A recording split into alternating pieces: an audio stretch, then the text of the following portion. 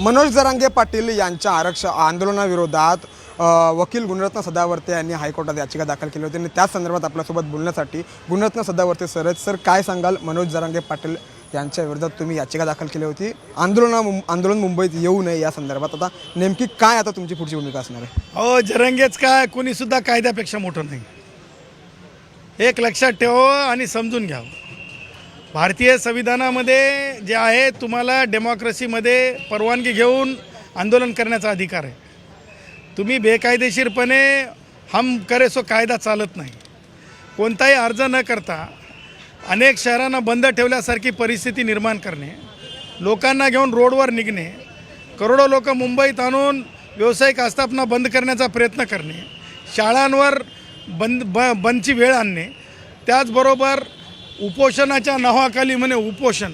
आम्ही अर्ज वाचून दाखवला, अमरण उपोषण 111 नंबरचं पान अर्ज केला आहे जरांगेच्या समर्थकांनी. अमरण उपोषणाला आलं आणि म्हणते की खाण्यापिण्याची व्यवस्था करा त्याच अर्जामध्ये. कोर्टाला वाचून दाखवलं, म्हणलं आता खजूर दूध पिऊन मस्त अमरण उपोषण.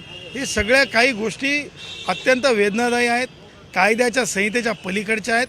म्हणून आज न्यायालयाकडे आम्ही याचिका जी दाखवली, या न्यायालयाला जे एक एक पुरावे दाखवले, कशा कशा प्रकारचं वर्तन आहे, मंत्र्यांच्या घरांवर काय करणार आहेत, शेअर मार्केटचं काय करणार आहेत, ह्या सगळ्या गोष्टी सांगितल्याच्यानंतर माननीय न्यायालयाने राज्य सरकारलाही विचारलं, ॲडव्होकेट जनरल साहेबांनाही विचारलं.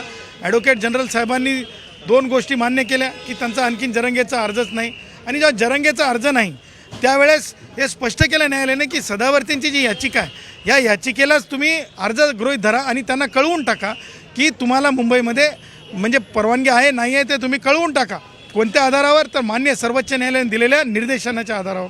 त्याच्यामुळं मला असं वाटतं की आता जरांगेंना ज्या कायदेशीर मर्यादा आलेल्या आहेत, जरांगेला आता पॉलिटिकल बॉसेस, आज आम्ही सुप्रियाताईंचे नाव घेतलं, राष्ट्रवादी काँग्रेसच्या वयोवृद्ध पुढारी शरद पवारांचे नाव घेतलं, पॉलिटिकल बॉसेसच्या जोरावर मुंबईला वेठीस धरता येणार नाही. ही सगळ्यात